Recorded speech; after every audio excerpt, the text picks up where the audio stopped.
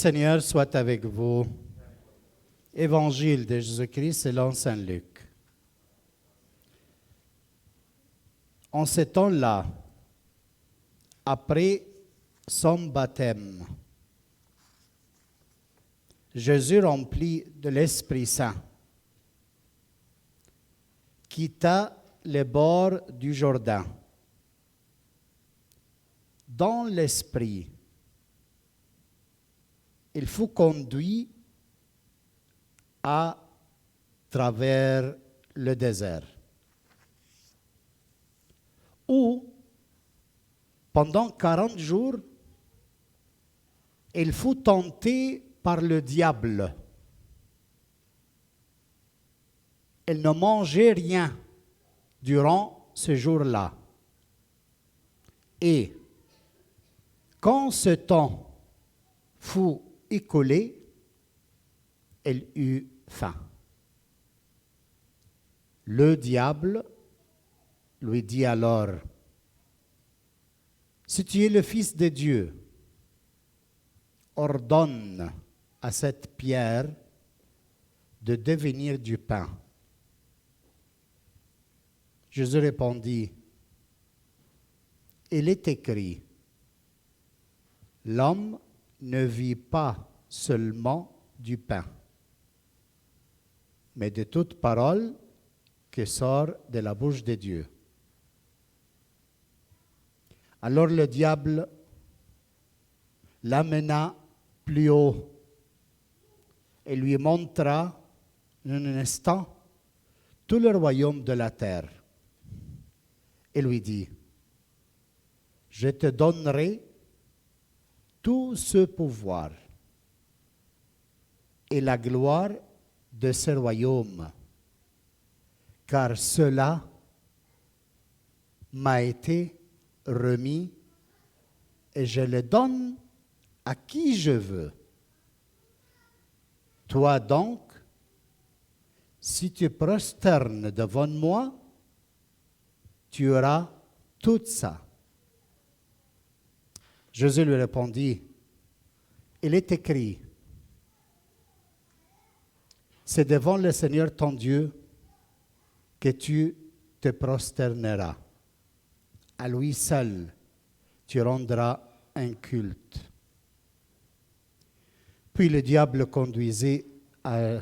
conduisit à Jérusalem, il le plaça au sommet du temple et lui dit: « Si tu es fils de Dieu, d'ici, jette-toi en bas, car il est écrit, il donnera pour toi à ses anges l'ordre de te garder. Et encore, ils te porteront sur leurs mains, de peur que ton pied ne heurte une pierre. » Jésus lui fit cette réponse. Il dit: « Tu ne mettras pas à l'épreuve le Seigneur ton Dieu. » Ayant ainsi épuisé toutes les formes de tentation, le diable s'éloigna de Jésus jusqu'au moment fixé. Acclamons la parole du Seigneur. Asseyez-vous. Alors, on a rendez-vous ce matin avec le premier dimanche du temps du carême. Ces temps qui viennent nous visiter et nous chercher. Elle commence le premier dimanche avec les tentations. C'est-à-dire que cette carême, c'est le temps de tentation. Attendez des tentations dans cette période. Si vous n'avez pas de tentation, attention. Et quel genre de tentation elle nous attend? Celle de Jésus? Jésus est un homme comme moi et comme toi. Un homme normal. Il nous rassemble en tout, sauf le péché. Il a un corps, il a des pensées, il a d'énergie, homme complète.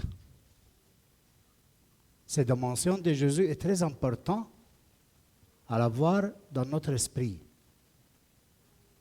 Jésus est un homme parfait, comme toi et comme moi.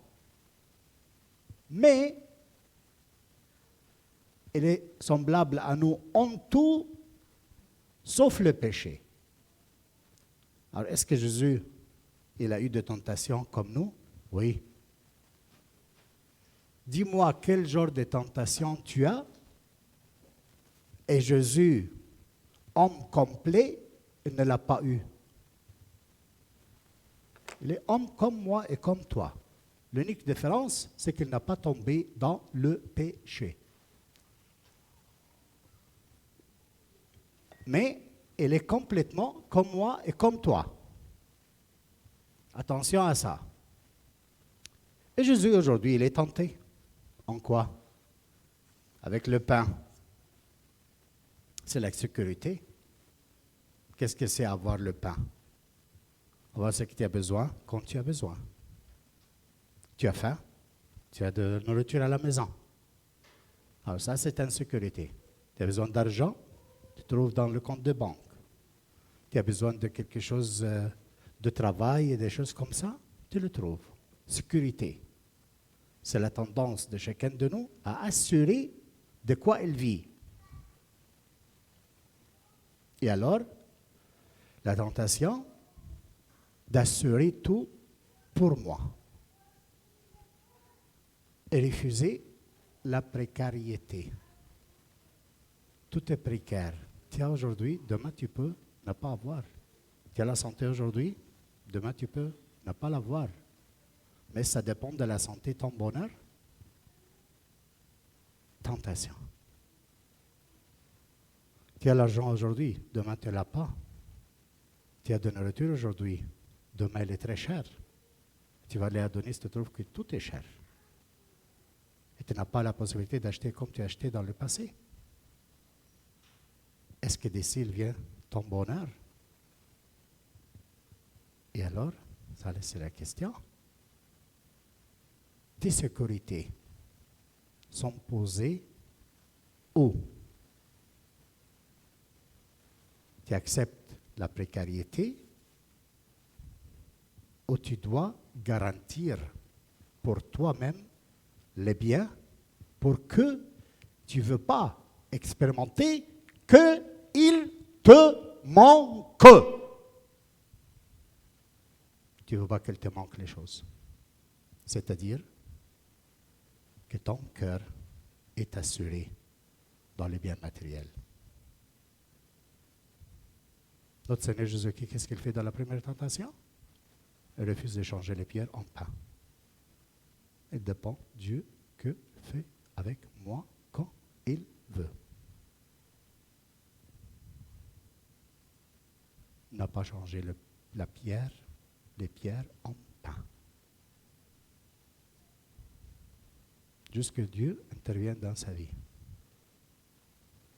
Deuxième tentation. Regarde ce monde de haute montagne. Comment le monde plein de pouvoir, de lumière. Il dit, tout ça m'appartient. Jésus-Christ, il dit, le démon est le prince de ce monde. Le prince de ce monde est le démon. Il donne le pouvoir à qui il veut. Il y a des mondes qui cherchent le pouvoir. Dans sa nature, s'ils ne dominent pas, ils ne sont pas dans le repos. C'est pour ça qu'ils sont forme de tout. Ils veulent savoir toutes les choses pour qu'ils puissent dominer sur les personnes, sur les situations, sur tout. Et alors, beaucoup de questions. Qu'est-ce que tu fais? Et quand tu le fais? Et pourquoi tu le fais? Et comment tu le fais? Pourquoi? Toujours, il veut savoir, comme ça, la réalité ne sort pas de ce pouvoir. Il doit savoir tout. Mais qu'est-ce que ça veut dire? Ce n'est pas l'amour à la connaissance, mais c'est une tentation diabolique, celle de dominer. Il y a d'autres qui préfèrent moins savoir, c'est beaucoup mieux. Il y a d'autres, savoir l'essentiel, ce qui me sert est la plus importante. Trois choses différentes. Dominer. Il a Jésus-Christ, il a refusé tout pouvoir, toute domination sur le monde. Et Dieu l'a donné tout pouvoir au ciel, sur la terre, en bas de la terre. Parce qu'il a refusé le pouvoir du monde, il l'a écarté de sa vie. Alors, ce n'est pas un homme qui aime le pouvoir. Dieu l'a donné tout pouvoir. Tout pouvoir sur l'être humain et sur l'esprit mauvais et sur le diable. Et il connaît tout. Et alors, cette tentation, elle est aussi la nôtre. Ce n'est pas pour le monde âgé, ou le couple moyen, ou le petit. Non.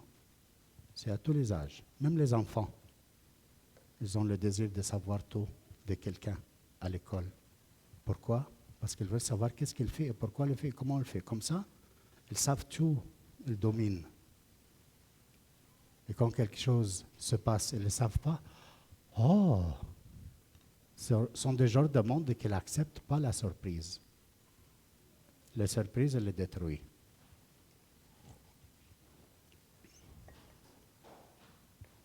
Troisième genre de tentation.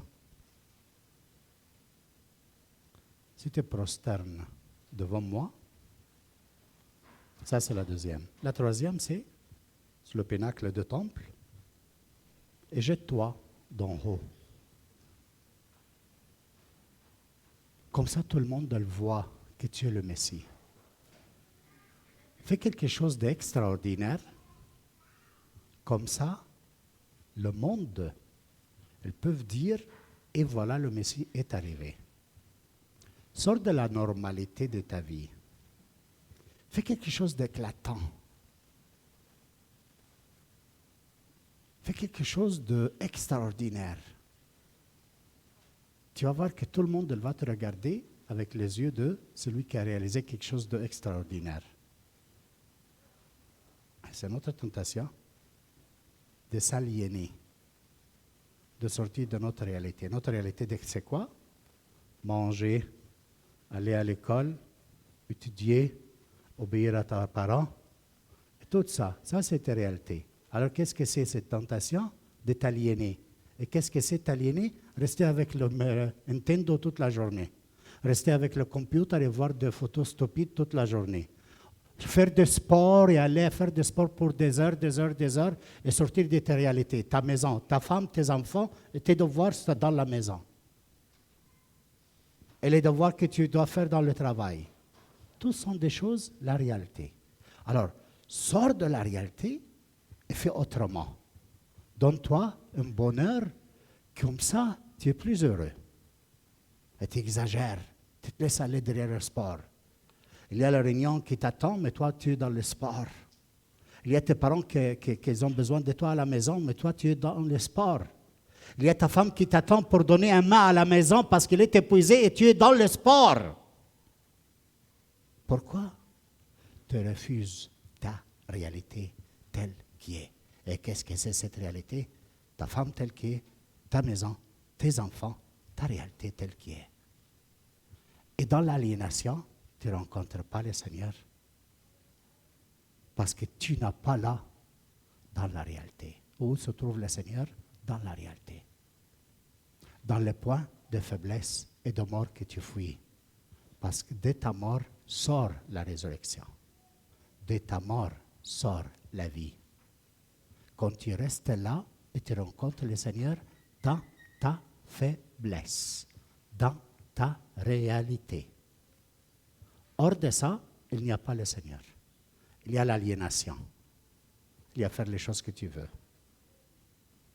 Il y a vivre selon ta volonté. Et tu peux le faire. Trois tentations. Est-ce que Jésus est tombé dans cette tentation? Non. Deuxième question. Alors vous voyez que Jésus-Christ nous a partagé toutes les tentations qu'on a. Tout. Les moindres tentations que n'importe qui peut avoir, Jésus-Christ l'a vécu. Mais il n'a pas tombé. Pourquoi il n'a pas tombé?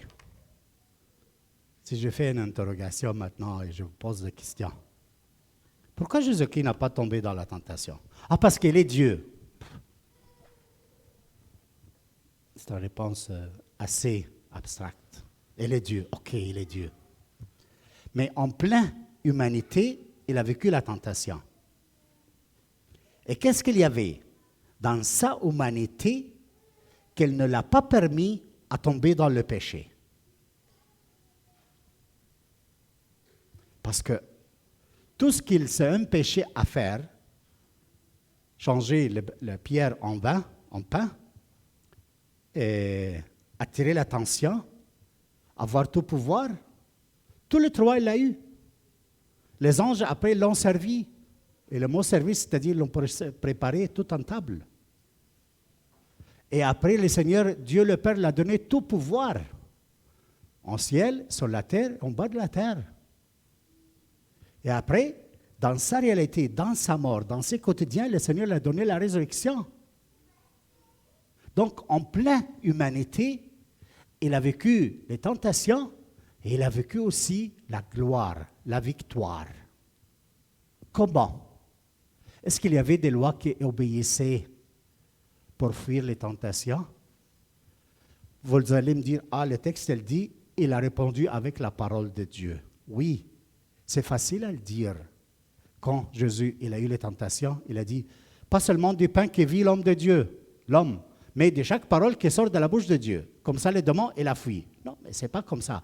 Si cette parole, écoutez la réponse, si cette parole que Jésus a dit de l'Écriture n'est pas réalisée dans sa vie, il ne pouvait pas être convaincu à ne pas changer les pierres en pain, à s'incliner à adorer les démons pour avoir le pouvoir.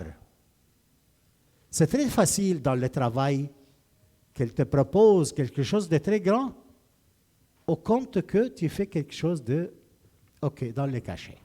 C'est très facile. Peut-être quelques-uns ont expérimenté ça. Alors le point, c'est où? La question, c'est qu'est-ce que a empêché Jésus-Christ de tomber dans le péché? Est-ce que c'est la loi? Est-ce que c'est la parole de Dieu? Est-ce que c'est sa force d'humanité?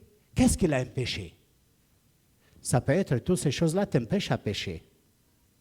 Mais pour un temps. Elles ne vont pas continuer. La force de la loi va tomber, tu vas pécher. La force de morale, les règles morales, ce que maman et papa ils nous ont dit, elle va devenir faible, elle va tomber, on va faire le péché. S'il n'est pas maintenant, un peu plus tard, quand on a le pouvoir. Alors qu'est-ce qui peut nous empêcher à faire le péché? Ta relation avec Dieu le Père, avec Jésus. C'est par ta bonne relation avec ta femme que tu ne vas pas le trahir. Mais si avec ta femme, il n'y a pas une bonne relation, la première pensée qui va passer dans la tête, c'est de penser à la femme de l'autre, ou à l'homme de l'autre, au bien des autres. Pourquoi? Parce que ta relation avec ce que tu as, elle est un point d'interrogation. Si ta relation avec papa et avec Jésus-Christ il est comme ci, comme ça. Tu ne peux pas résister dans la tentation. Tu tombes. Alors Jésus-Christ, il était tenté comme toi. Mais il n'a pas tombé. Pourquoi? Parce que, regardez la première parole que dit l'Évangile aujourd'hui. En ce temps-là, après son baptême, qu'est-ce qui se passait dans le baptême? L'apparition de la Sainte Trinité. Père, Fils et Saint-Esprit. Le Saint-Esprit se posait sur sa tête. Il la remplit complètement. Et alors, Jésus rempli de l'Esprit Saint, quitta le bord du Jourdain. Dans l'Esprit, il faut conduire au désert. Dans l'Esprit, il habite en lui l'Esprit. Il l'a poussé vers le désert pour vivre les tentations. Pour moi et pour toi. Pour nous aider aujourd'hui à faire un choix pour vivre ce carême. Et quel est le choix? D'être unis au Papa et à lui, d'avoir l'Esprit Saint pour ne pas tomber dans la tentation. Que tu vas avoir la tentation, tu vas l'avoir, sûr. Mais que tu tombes, ça dépend si tu es lié à Jésus-Christ, ou s'il est plus facile, cet lien, et tu l'es trahi pour tomber dans le péché et te donner le plaisir que tu cherches. Alors, il faut comprendre bien les choses. On n'est pas ici à faire des religions, mais à faire des hommes et femmes qui sont fils de Dieu, enfants de Dieu le Père. Sinon, on est foutu. Qu'est-ce qu'il va détruire cette Église, comme elle a détruit beaucoup d'Églises? Qu'on perd notre identité. On se laisse aller derrière les cultures de la mort. Tu tombes dans le péché et tu restes là. Et tu fais quoi? Une culture, une façon de vivre, une façon de te relationner, une façon de penser. Mais tu es dans le péché. Alors, tu façon de vivre, une façon de s'amuser, de voyager, de faire des choses. Et tu es dans le péché. Ça s'appelle la culture de la mort. C'est pour ça qu'il sort des théories drôles dans nos jours. Pourquoi? Parce que l'homme qui vit dans le péché, qui a tombé dans la tentation, il a besoin de vivre. Mais à nous, nous ne sommes pas appelés à continuer à vivre dans le péché. Le Seigneur te dit aujourd'hui, convertis-toi et retourne à ta identité, à être fils de Dieu. Et transmettre ça à ton fils. Parce qu'il ne peut pas continuer la présence de Dieu si on ne transmet pas la foi de faire enfant de Dieu de génération à autre. Et pas de faire des religions ou des hommes de religieux. On nous fait savoir des choses du christianisme. Ils s'en foutent de savoir. Ce n'est pas le savoir. Combien de monde ils ont étudié les théologies pour des années, sont professeurs de la Bible pour des années, et après, dans la moindre tentation, ils tombent avec une femme, ils laissent tout et ils s'en vont. Pourquoi? Parce que la relation avec Dieu le Père et Jésus-Christ n'est pas forte, n'est pas liée. Il n'a pas appris de s'appuyer sur papa quand il est tenté. Un bébé, quand il tombe, il dit « Papa, aide-moi, papa, maman !» Et comme ça, ce temps de tentation, il vient nous aider à dire « Papa, sauve-moi, je suis tenté avec le computer, avec les pensées stupides, avec les jeux, avec les désobéissances, je suis tenté. Aide-moi à sortir. Sois avec moi. Regarde ma faiblesse. Viens à mon aide. » Et après de l'appeler, elle intervient, elle t'aide. Chaque fois qu'elle te sauve d'une tentation, tu expérimentes la résurrection dans le temps de carême. Alors le temps de carême, elle devient un temps de joie. Alors les jeûnes que tu fais, elle t'aide. Parce qu'elle t'a mis dans la joie du Seigneur, dans l'intimité avec lui. Et tu fais l'expérience d'être sauvé. Chaque fois que tu es en tentation. Amen.